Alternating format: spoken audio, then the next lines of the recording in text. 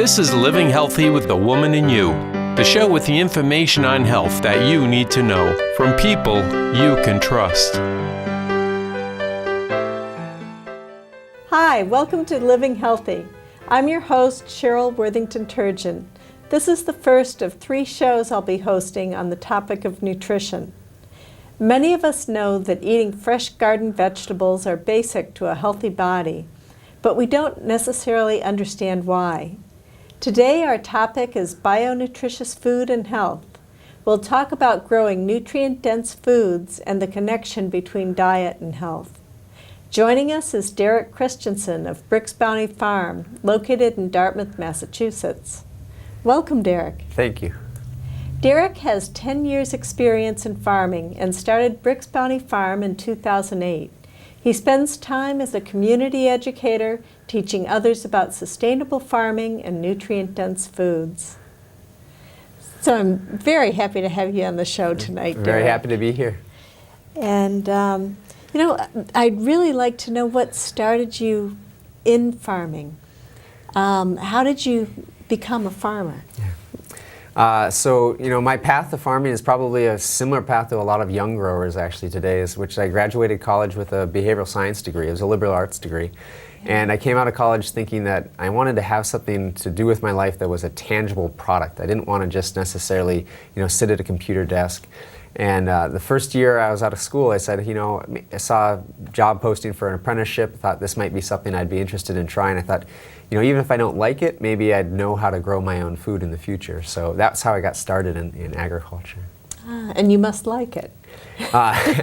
It is absolutely the passion of my life, and it's what I devote most of my time to, surely. And I've been farming for 10 years, and the first few years I wasn't sure, am I going to become a farmer? And to be honest with you, it was probably about 4 or 5 years in that I really started focusing on this nutritional aspect of produce, that I found the piece that was going to keep me involved in agriculture for a long time. I know that you focus on nutrient-dense foods. Can you tell me why and how you got into that specific focus? It was actually through kind of reading historical texts. There's a Dr. William Albrecht who was a soil scientist at the University of Missouri, and he did a lot of publishing in the 30s and 40s. And I got an opportunity to go hear an agronomist who had studied with William Albrecht do a series of workshops in Pennsylvania.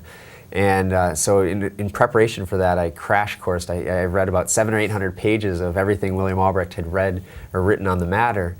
And as I was reading those texts, I was starting to realize how much we've sort of lacked a focus on the nutritional outcome of the produce that we grow or the milk that we produce on farms. And overall, through that, I kind of saw a need for a much greater emphasis on that. And can you tell me, at Brix Bounty Farm, what is unique about how you focus on the soil and produce the vegetables? Yeah. Well, so Brix Bounty is really focusing on that nutritional outcome. Yeah. And we're sort of on a beginning, or we say the leading edge of this movement. We had this big organic boom in the 90s. Lots of organic farms getting started. Of course, the USDA came involved and labeled organic. So you go into the grocery store and you see organic as a label. And that boom has really continued. But probably about 4 or 5 years ago, this aspect of nutrient-dense production or bionutrient-rich production started kind of you heard word of it from the Midwest or other parts of the country. And I started having conversations with other growers, and I said, who's doing this kind of work in our region? And there really were a lack of other growers. And so over time we've been studying, working, going to workshops, going to conferences, starting to lead workshops, going to conferences, and getting a chance to really emphasize what we need to be doing to grow nutrient-dense crops. And ultimately what makes Brix Bounty Farm unique is, for the South Coast especially, is we're one of the few farms that's really emphasizing that. It's a growing movement, but a few farms that are emphasizing that, and it's really our ultimate goal in what we're doing on the farm is producing the top quality nutrition for our customers. And how would that compare with, say, the typical organic farm? The big difference is we talk about organic as oftentimes a process. It's not necessarily guaranteeing the outcome. So, organic says that you don't spray a pesticide or you don't spray an herbicide or you use cover crops or green manures to improve your soils. And there's been so many studies that have come out. It depends on who's publishing the study, who's backing the study. Is organic healthier for you? Is it a good use of your money? Is it a waste of your money? And ultimately, for me, is a lot of times that organic is a focus on the process, but it doesn't focus on that outcome. And so when we're talking about bionutrient-rich production, what we're really doing is we say that organic is an important process. It needs to be part of that process, but ultimately the outcome is what we're trying to get toward. Great. And how do you measure your outcome? How do you know that you've come up with, say, a produce that's more rich in nutrients? So there's a lot of different ways that we can do that, and the research on that is really actually still being developed. We can use tissue analysis, but the cost involved with that is often prohibitive for small growers that want to go get that mineral nutrition kind of assay. And the example I often tell is, when we first started farming, we're digging carrots, and we're digging all these carrots, and I said, looked to my fellow farmer, and I said, how do we know that these bunch of carrots have the vitamin A or the beta carotene, the precursor vitamin A, that the USDA says each cup of carrots has? Right. Ultimately, shouldn't that have something to do with the minerals in the soil or how that crop is being grown?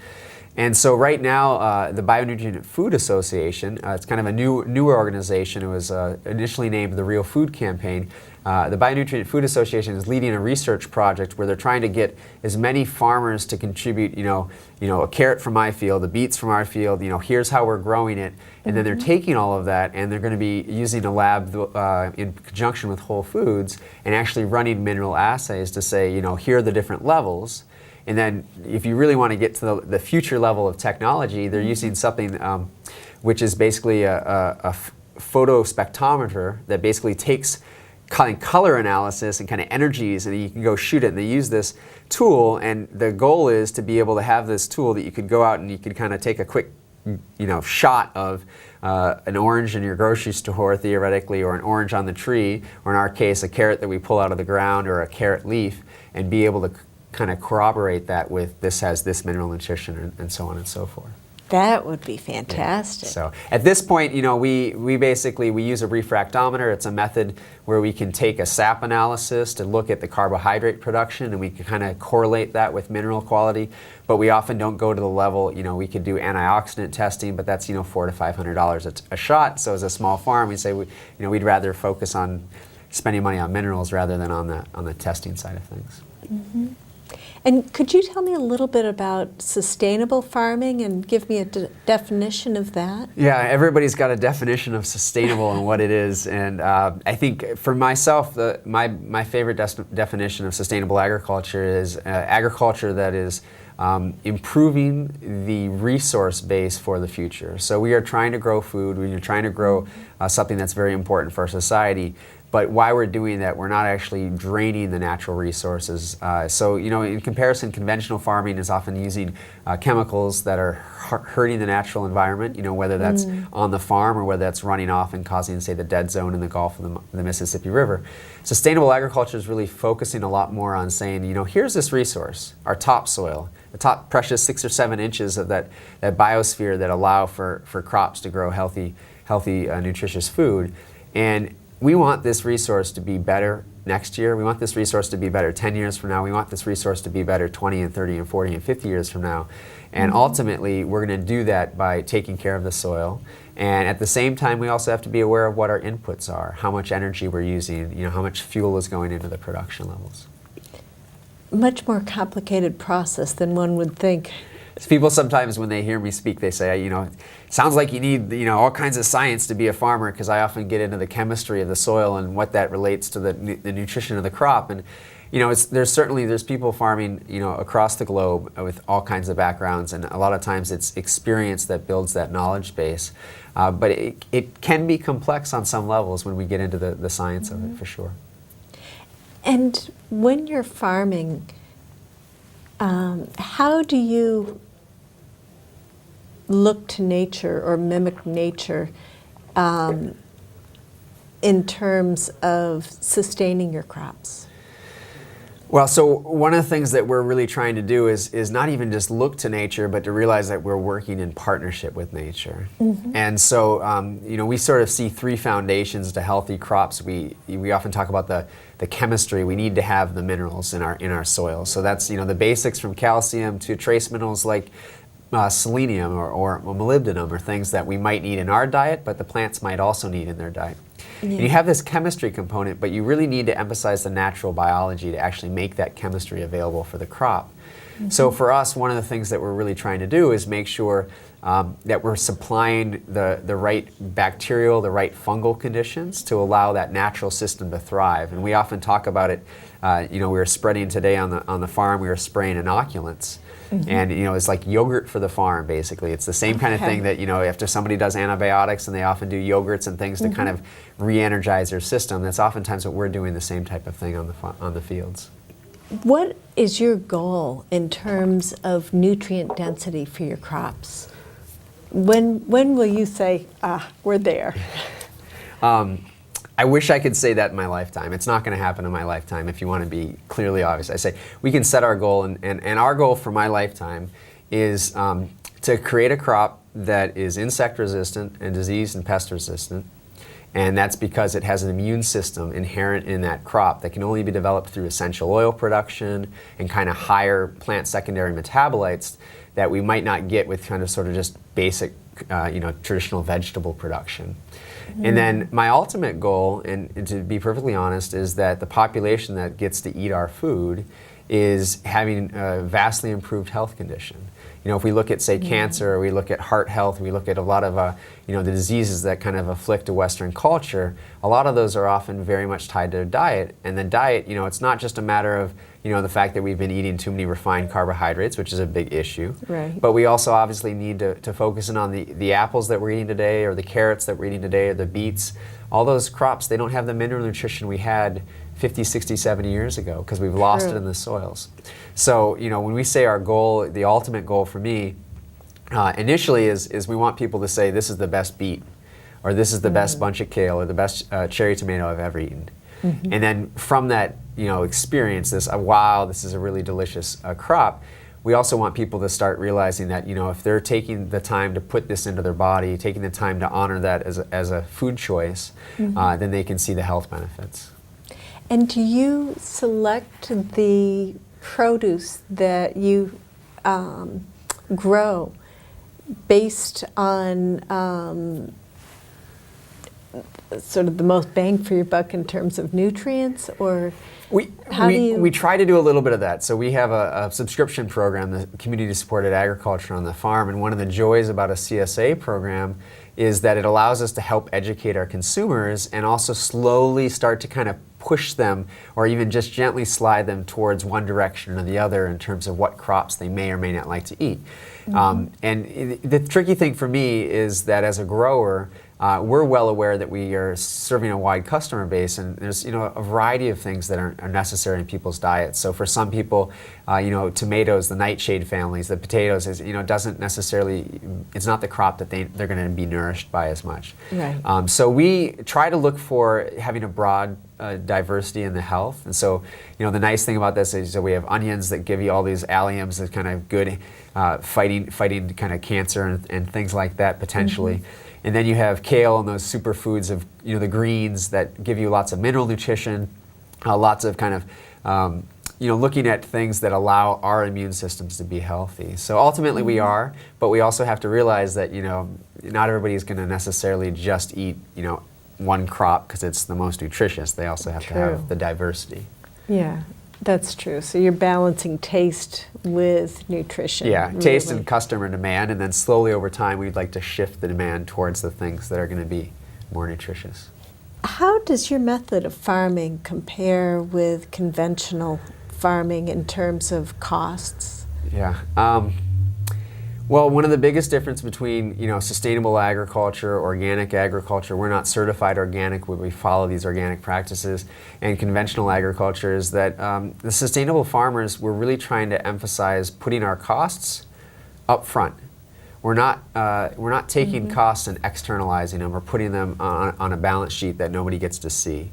And so a good example of that is we look at nitrogen, for example. And nitrogen pollution is one of the biggest problems with industrial agriculture. We have farmers that, because they need to meet a market, and nitrogen is the cheapest form of nitrogen is a conventional ammonia nitrogen.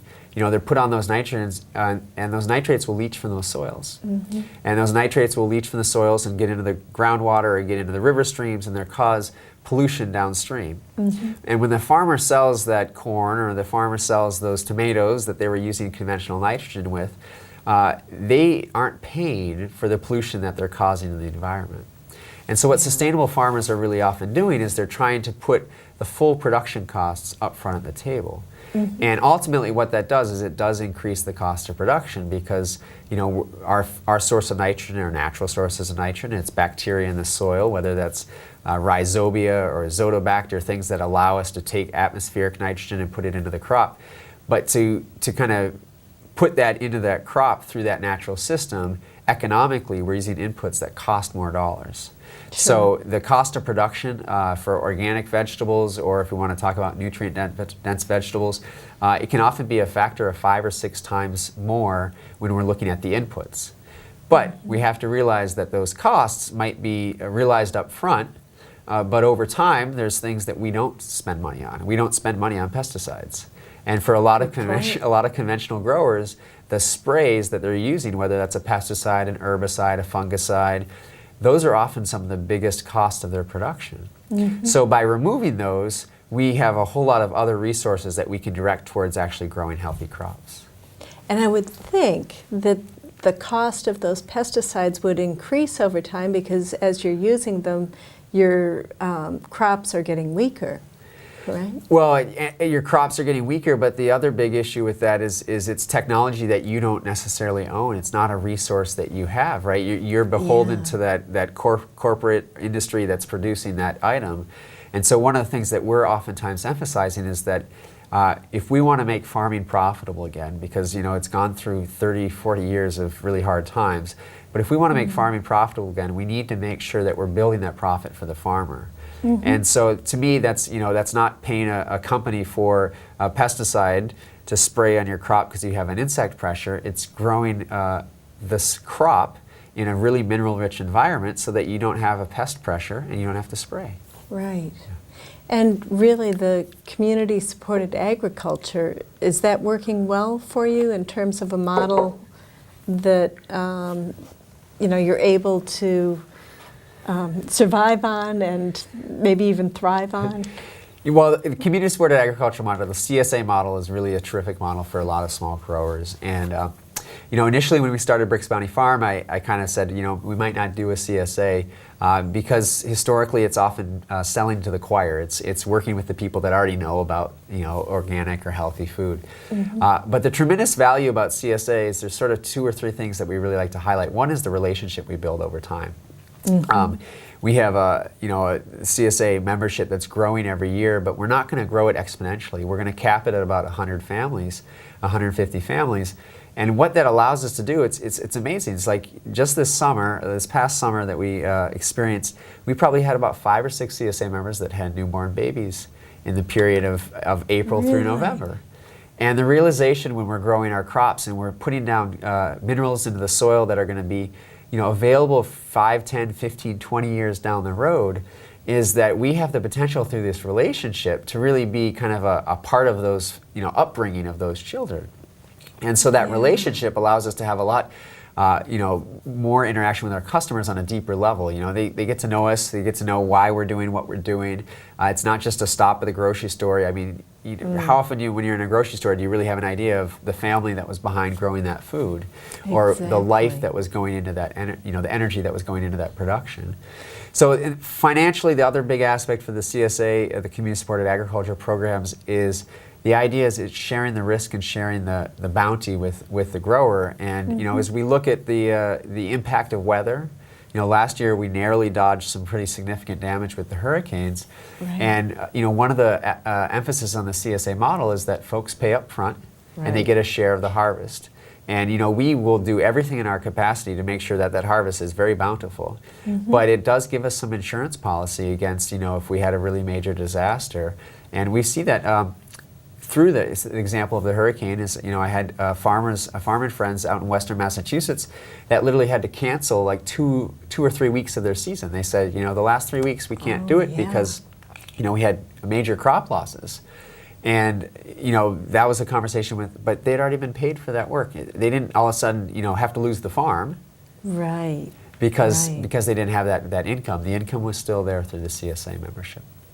And are you seeing, not just with your farm, but other farmers as well, are you seeing membership growing pretty much across the board? It is. It's one of the fastest growing movements of the small farming. And in the South Coast, we're really lucky to have a lot of CSAs and a lot of CSAs growing. So, every year since we've been there, we started, obviously, we're a new CSA. There are CSAs in this region that were around long before us. And there's more to come, and it's terrific. We're still just tapping the smallest bit and smallest portion of the people that actually eat. Most of the people that eat are still going to the traditional outlets, the grocery stores. And so there's a lot of room for growth. And we're excited about that because we often talk about CSAs it's a relationship, and it's also a lot about convenience. Over time, it's a weekly trip to that farm to get your produce or to get your meat or to get your milk or your eggs. And so, if we get phone calls from people, and if they're out in the Wareham side of things, they say, yeah, we do a CSA, but there's Weston at Lucky Fields in Rochester, and there's Kofi out at Buzzards Bay. There might be somebody who's closer to you, and it's going to fit into your traffic pattern a little bit better. Which is a great idea. And people that, I know from being part of a CSA that you start to get acquainted with other members as well. And it's a very friendly, fun kind of an atmosphere to go and pick up your vegetables. And I see kids, getting involved in it too, which is terrific. There's lots of data on the interactions at farmers markets, and how many more people talk to each other when they're at farmers market. The same kind of thing happens at those CSA distributions, the distribution that happened a while ago, there was an experience where somebody was, picking up some celery root, and they're sort of like, I'm not sure I really want this celery root. And of course, then somebody there in the same room was, telling them exactly how they like to prepare it and giving them cooking details. And, it's kind of like it's this co-education that's going on in the process as a community. Yeah, so it also has that element of really bringing the community together, doesn't it? That's ultimately our hope, is the realization that, food can be, it's such a connector for people.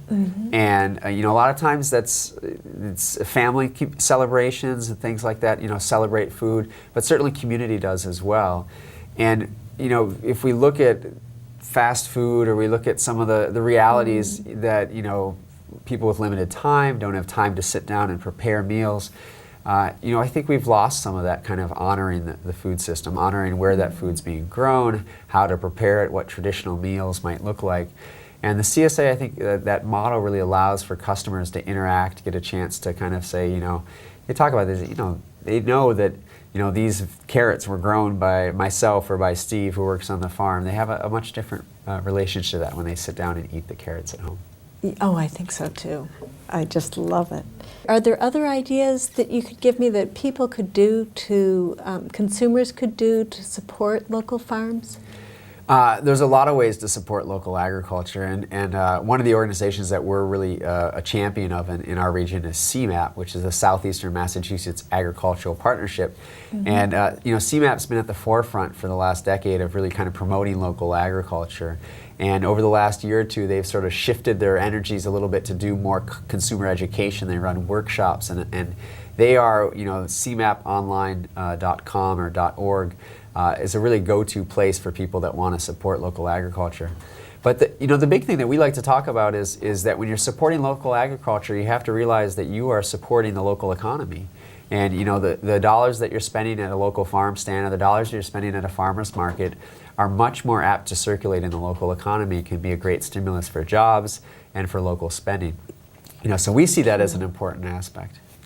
Derek, where can people go, or how can people learn more if they want to start their own vegetable garden? That's a good question, because we realize that not everybody has the time or the convenience to be able to shop at farmers markets or join a CSA. And if you have the space, there can be nothing better than growing your own food, because it gives you the chance to have the experience with that. So that, that kind of renaissance, and we call it a renaissance because it's always been alive on the South Coast, especially amongst a lot of the traditional population. The Portuguese, are famous for growing these amazing vegetable gardens in Fall River, New Bedford.